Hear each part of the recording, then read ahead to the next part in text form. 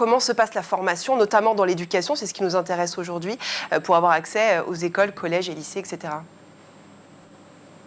Alors, en fait, en arrivant en mission, les jeunes vont être formés soit par les enseignants disponibles qui se sont déclarés comme volontaires pour accueillir les volontaires, justement, qui vont tutorer les jeunes. Et encore une fois, les missions qui sont proposées, elles peuvent être remplies sans condition de compétences et de diplôme. Ce qui compte, c'est la motivation. Et évidemment, lorsqu'on arrive en mission, le tuteur et l'ensemble de l'équipe va vérifier que le volontaire est en capacité d'effectuer ce qui est demandé. Ce qui est important aussi, c'est qu'il va pouvoir prendre des initiatives, mais évidemment, dans le cadre d'Imen, il n'est pas question qu'elle fasse réviser, par exemple, des cours de classe préparatoire. Voilà, elle aide des élèves sur un niveau qui est le sien, et c'est important de souligner ce point.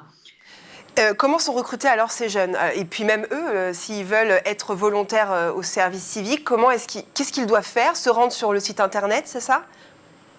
Alors, évidemment, la première adresse, c'est service-civique.gouv.fr, la plateforme de mise en relation entre les organismes qui ont publié les missions et les volontaires. Aujourd'hui, il y a plus de 30 000 missions sur le site. On en a eu plus de 100 000, 120 000 même sur l'ensemble de l'année, qui auront touché, on pense à la fin 2022, plus de 145 000 jeunes. Donc, c'est très important. La première adresse, le site internet, créer son profil et puis ensuite chercher des missions en fonction de la thématique ou du territoire sur lequel on se trouve. C'est extrêmement simple.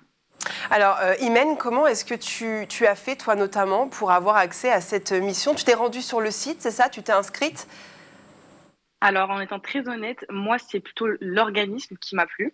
Et par la suite, j'ai vu que c'était en lien avec justement le service civique. Donc, en fait, j'avais déjà entendu parler du ZUPDECO. Et après, je me suis rendu compte que c'était donc une mission de service civique. Et je m'étais renseignée justement pour savoir si, étant étudiante, ça pouvait pallier avec mon emploi du temps. Et au final, c'était totalement parfait. Et franchement, donc, c'était plutôt par l'organisme que j'ai trouvé le service civique et pas l'inverse.